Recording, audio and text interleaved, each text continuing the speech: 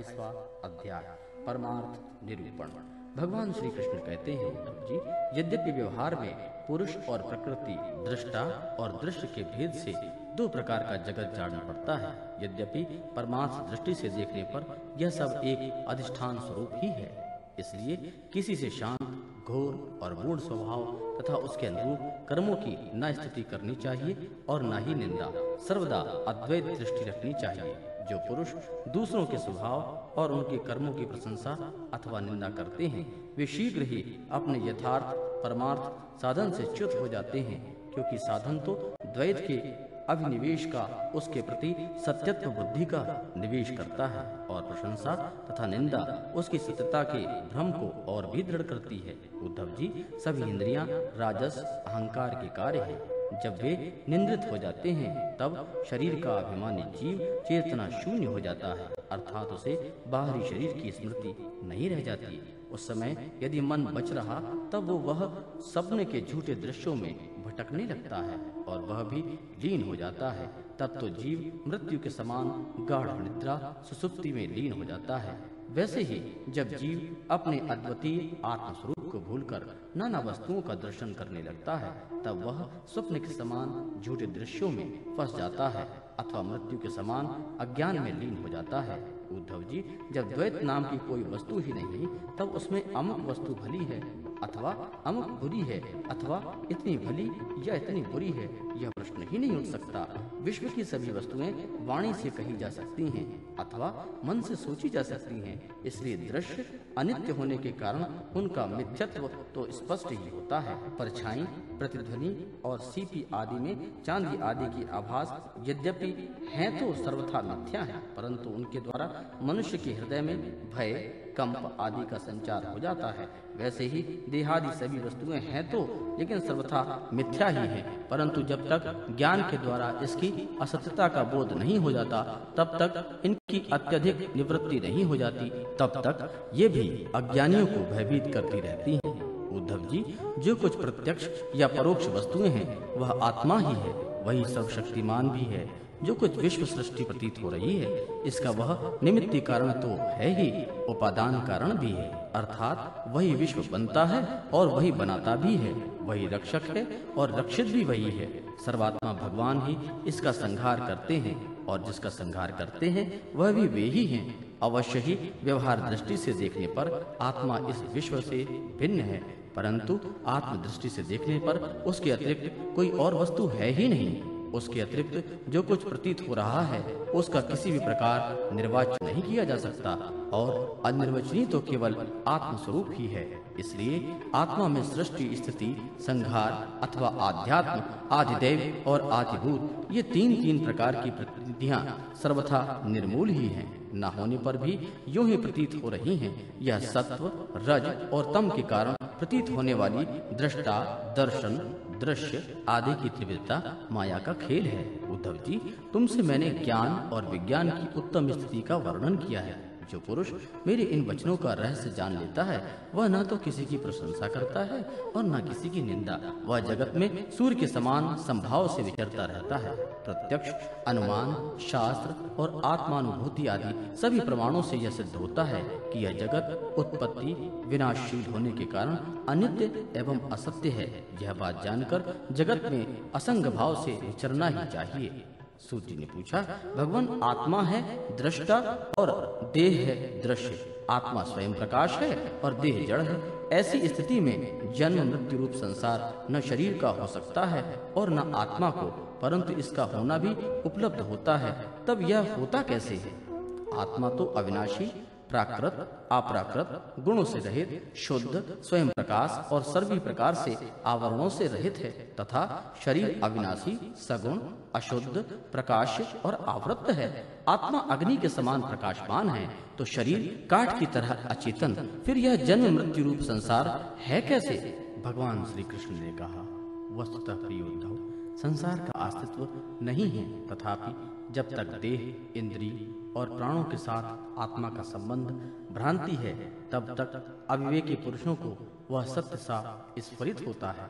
जैसे स्वप्न में अनेकों विपत्तियां आ जाती हैं, पर वास्तव में वे हैं नहीं, फिर भी स्वप्न टूटने तक उनका अस्तित्व नहीं मिटता। वैसे ही संसार के न होने पर भी जो उसमें प्रतीत होने वाले विषयों का चिंतन करते रहते हैं, उनके जन्म मृत्यु रूप संसार की निवृत्ति नहीं होती।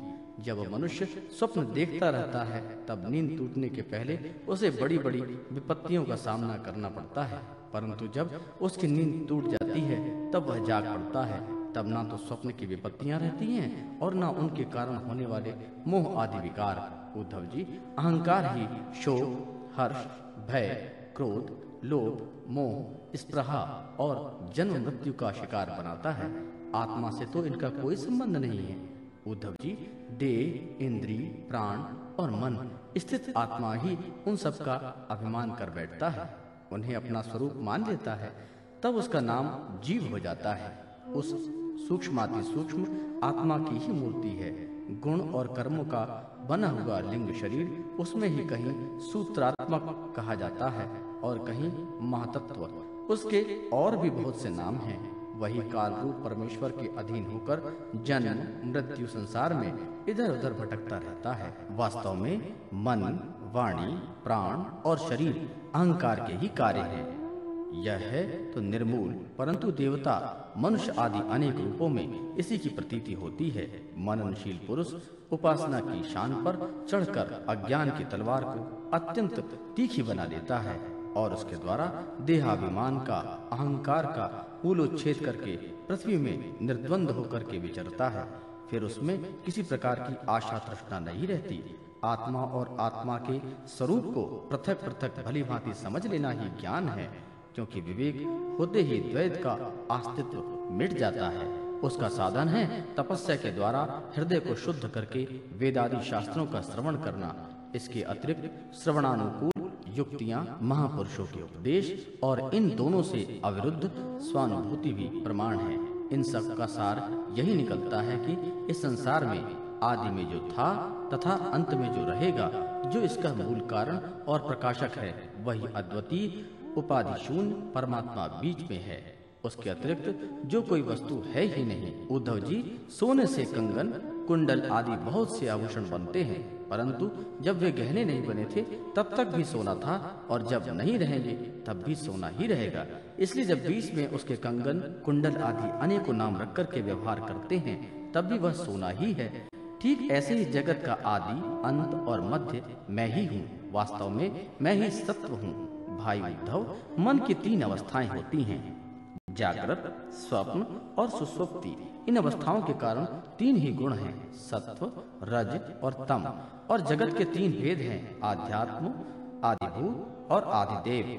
ये सभी त्रिविधताएं जिनकी सत्ता के सत्य के समान प्रतीत होती हैं, और समाधि आदि में यह त्रिविधता न रहने पर भी जिसकी सत्ता बनी रहती है, वह तुरीय तत्व इन तीनों से परे और इसमें अनुगत चौथा ब्रह्म तत्व ही सत्य है, जो उत्पत्ति से पहले नहीं था, जो प्रलय के पश्चात भी नहीं रहेगा, ऐसा समझना चाहिए। बीच में भी वह है नहीं, केवल कल्पना मात्र, नाम मात्र ही है। यह निश्चित सत्य है कि जो पदार्थ जिससे बनता है और जिसके द्वारा प्रकाशित होता है, वही उसका वास्तविक स्वरूप है, वही उसकी परमार्थ सत्ता है। यह मेरा दृढ़ निश्चय है। यह जो विकारमयी राजस सृष्टि है, यह ना होने पर भी दिख रही है, यह स्वयं प्रकाश ब्रह्म ही है।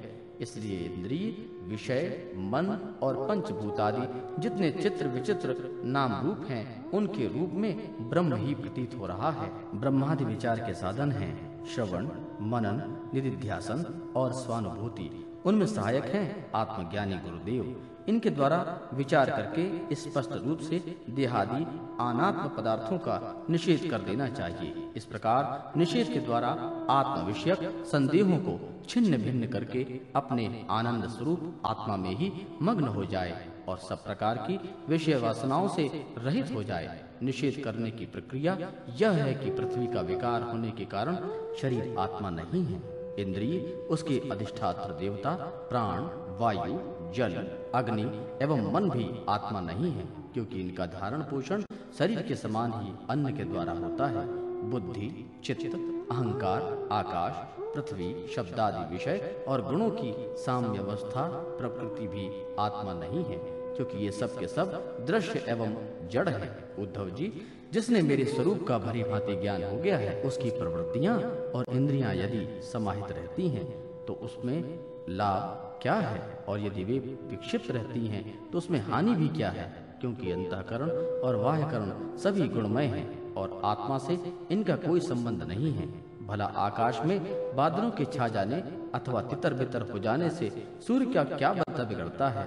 जैसे वायु आकाश को सुखा नहीं सकती, आग जला नहीं सकती, जल भिगो नहीं सकता, धूल धुएं मटमैले नहीं कर सकते, और ऋतुओं के गुण गर्मी सर्दी आदि उसे प्रभावित नहीं कर सकते, क्योंकि ये सब आने जाने वाले क्षणिक मात्र हैं, और आकाश इन सब का एक रस अधिष्ठान है। वैसे ही सत्वगुण, रजोगुण और तमोगुण की वृत्तियां तथा कर्म अविनाशी आत्मा का स्पर्श नहीं कर पाते। वह तो इसमें सर्वथा परे है। इनके द्वारा तो केवल वही संसार में भटकता है जो इनमें अहंकार कर बैठता है।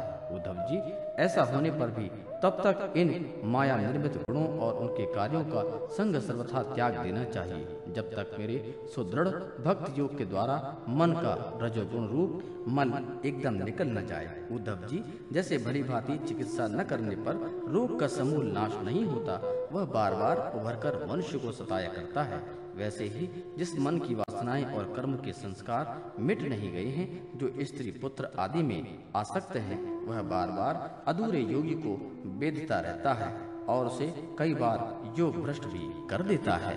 देवताओं के द्वारा प्रेरित शिष्य पुत्र आदि के द्वारा किए हुए विघ्नों से यदि कदाचित अधूरा योगी मार्गजित हो जाए तो वह अपने पूर्वाभ्यास के कारण पुनः योगाभ्यास में ही लग जाता है। कर्म आदि में उसकी प्रवृत्तियां नहीं होती। उद्धव जी, जीव संस्कार आदि से प्रेरित होकर जन्म से लेकर मृत्यु पर्यंत कर्म में ही लगा रहता है और उसमें इष्ट अनिष्ट बुद्धि करके हर्ष विषाद आदि विकारों को प्राप्त होता रहता है। परंतु जो तत्व का साक्षात्कार कर लेता है, वह प्रकृति में स्थित रहने पर भी, संस्कारानुराग कर्म होते रहने पर भी उसमें इष्ट अनिष्ट बुद्धि करके हर्ष विषाद आदि विकारों से युक्त नहीं होता, क्योंकि आनंद स्वरूप आत्मा के साक्षात्कार से उसकी संसार संबंधी सभी आशा तृष्णाएं पहले ही नष्ट हो जाती हैं। जो अपने स्वरूप में स्थित हो गया है, उसे इस बात का पता ही नहीं रहता कि शरीर खड़ा है अथवा बैठा है, चल रहा है या सो रहा है, मल मूत्र त्याग कर रहा है, भोजन कर रहा है अथवा कोई और सात्विक कर्म कर रहा है, क्योंकि उसकी वृत्ति तो आत्मा रूप में स्थिर ब्रह्माकार रहती है। यदि ज्ञानी पुरुष की दृष्टि में इंद्रियों के विविध बाह्य विषय जो कि असत हैं आते भी हैं, तो वह उन्हें अपने आत्मा से भिन्न नहीं मानता, क्योंकि वे युक्तियों, प्रमाणों और स्वानुभूति से सिद्ध नहीं होते। जैसे नींद टूट जाने पर स्वप्न में देखे हुए और जागने पर तिरोहित हुए पदार्थों का कोई सत्य नहीं मानता, वैसे ही ज्ञानी पुरुष भी अपने से भिन्न प्रतीयमान पदार्थों को सत्य नहीं मानते। उद्धव जी, इसका यह अर्थ नहीं कि अज्ञानी ने आत्मा का त्याग कर दिया है और ज्ञानी उसको ग्रहण करता है। इसका तात्पर्य केवल इतना ही है कि अनेकों प्रकार के गुण और कर्मों से युक्त देह, इंद्रिय आदि पदार्थ पहले अज्ञान के कारण आत्मा से अभिन्न मान लिए गए थे, उनका विवेक नहीं था। अब आत्मदृष्टि हो जाने पर अज्ञान और उसके कार्यों की निवृत्ति हो जाती है। इसलिए अज्ञान की निवृत्ति भी अभिष्ट है। निवृत्तियों के द्वारा न तो आत्मा का ग्रहण हो सकता है और न ही त्याग। जैसे सूर्य उदय होकर मनुष्यों के नेत्रों के सामने अंधकार का पर्दा हटा देता है, किसी नई वस्तु का निर्माण नहीं करते, वैसे ही मेरे स्वरूप का अपरोक्ष ज्ञान पुरुषों के बुद्धिगत अज्ञान का आवरण नष्ट कर देता है। वह इंद्र रूप से किसी वस्तु का अनुभव नहीं कराता। उद्धव जी, आत्मा नित्य अपरोक्ष है, उसकी प्राप्ति नहीं करनी पड़ती। वह स्वयं प्रकाश है, उसमें अज्ञान आदि किसी प्रकार से विकार नहीं है। वह जन्म रहित है, अर्थात कभी किसी प्रकार की वृत्ति में आरूढ़ नहीं होता, इसलिए प्रमेय है। ज्ञान आदि के द्वारा उसका संस्कार भी नहीं किया जा सकता। आत्मा में देश, काल और वास्तुकृत परिच्छेद न होने के कारण अस्तित्व, वृद्धि, परिवर्तन, ह्रास और विनाश उसका स्पर्श भी नहीं कर सकते। सबकी ओर सब प्रकार की अनुभूतियां आत्मस्वरूप ही हैं। जब मन और वाणी आत्मा को अपना अपविषय समझ करके निवृत्त हो जाते हैं, तब वही सजातीय, विजातीय और स्वागत भेद से शून्य एक अद्वितीय रह जाता है। व्यवहार दृष्टि से उसके स्वरूप का वाणी और प्राण आदि के प्रवर्तक के रूप में निरूपण किया जाता है। उद्धव जी अद्वितीय आत्मज्ञान तत्व में अर्थहीन नामों के द्वारा विविधता मान लेते हैं। मन का भ्रम है, अज्ञान है। सचमुच यह बड़ा मोह है, क्योंकि अपने आत्मा के अतिरिक्त उस भ्रम का और कोई भी अधिष्ठान नहीं है। अधिष्ठान सत्ता में अध्यस्था की सत्ता है ही नहीं, इसलिए सब कुछ आत्मा ही है। बहुत से पंडित अभिमानी लोग ऐसा कहते हैं कि यह पांच भौतिक द्वैत विभिन्न नामों और रूप में इंद्रियों के द्वारा ग्रहण किया जाता है, इसलिए सत्य है।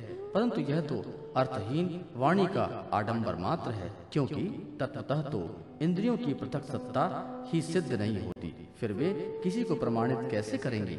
उद्धव जी, यदि योग साधना पूर्ण होने के पहले ही किसी साधक का शरीर रोग आदि उपद्रवों से पीड़ित हो, तो उसे इन उपायों का आश्रय लेना चाहिए।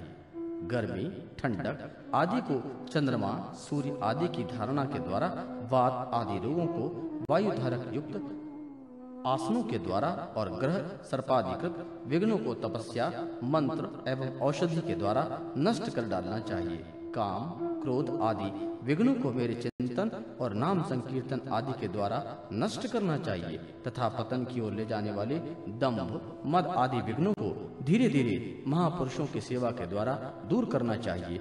कोई मनस्वी योगी विविध उपायों के द्वारा इस शरीर को सुदृढ़ युवावस्था में स्थिर करके फिर अणिमा आदि सिद्धियों के द्वारा योग साधना करते हैं, परंतु बुद्धिमान पुरुष ऐसे विचार का समर्थन नहीं करते, क्योंकि यह तो एक व्यर्थ प्रयास है।